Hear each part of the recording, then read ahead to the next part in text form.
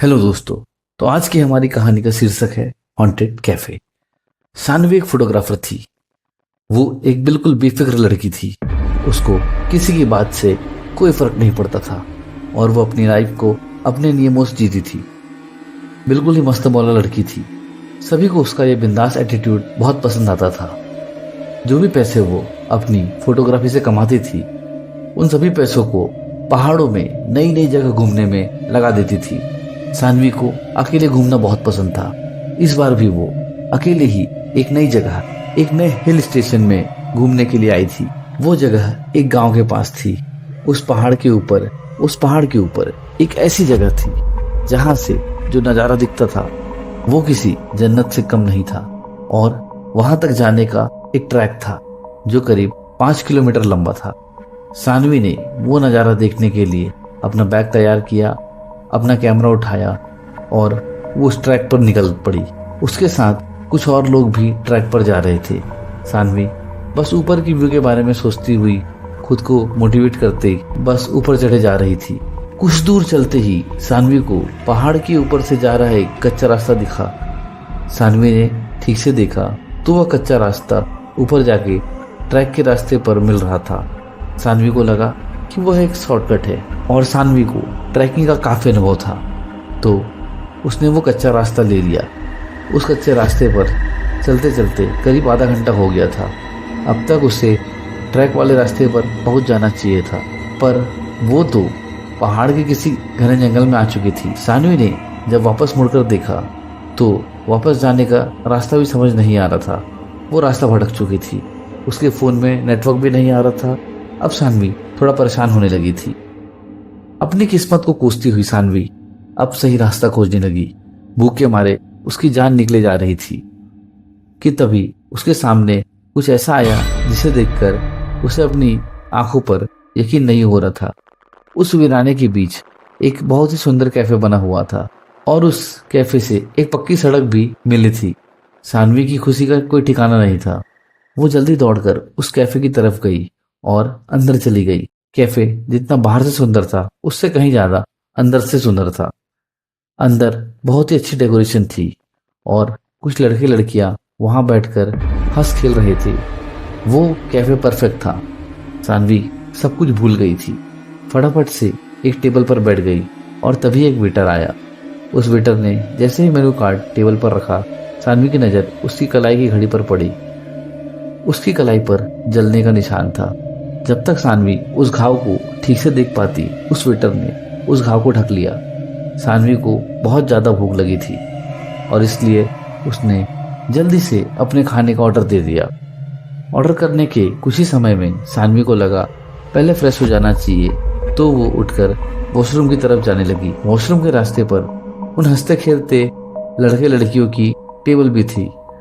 तभी उसने देखा कि उनमें से एक लड़के के सर पर घाव था और ये घाव ठीक उस वेटर के जैसे ही लग रहा था। ध्यान से देखने पर सानवी को पता चला वैसा ही घाव उस टेबल पर बैठे हर इंसान पर था, किसी के चेहरे पर तो किसी के हाथ पर। सानवी उन घावों को देखने में इतनी गुम हो गई थी कि वो हंसते लोग अब बिल्कुल शांत हो गए थे और सानवी को बहुत ही डरावने तरीके से घूर रहे थे। सानवी को लगा शायद उसके ऐसे देखने पर वो लोग नाराज हो गए हैं। वो सॉरी बोलकर वहां से सीधा वॉशरूम चली गई। वॉशरूम में मुंह धोते हुए वो उन घावों के बारे में सोच रही थी। मुंह धुलने के बाद जब उसने सर उठाकर शीशे में देखा, उसकी रूह कांप उठी। वॉशरूम के शीशे में वो वॉशरूम पूरा जला हुआ दिख रहा था। अचानक उसे बहुत जोर जोर से लोगों की चीखें सुनाई देने लगी, लेकिन ये सब कुछ ही देर में बंद हो गया। जब तक सानवी कुछ समझ पाती, सब कुछ पहले जैसा हो गया था।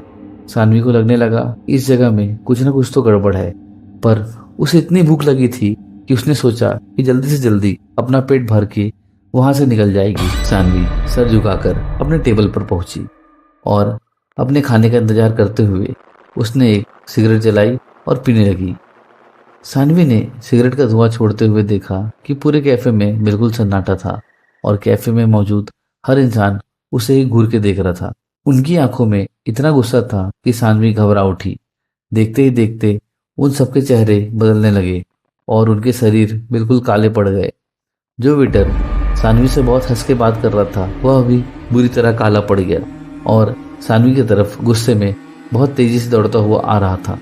सानवी ने सहम कर अपनी सिगरेट को पानी के गिलास में डालकर बुझा दिया।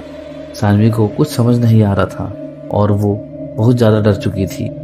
इससे पहले वो कुछ कर पाती तो उसने देखा कि वहाँ बैठे लोग जिनका शरीर काला पड़ रहा था अब राख की तरह टूट रहा है। ये देखकर डर के मारे सानवी की जान निकल गई।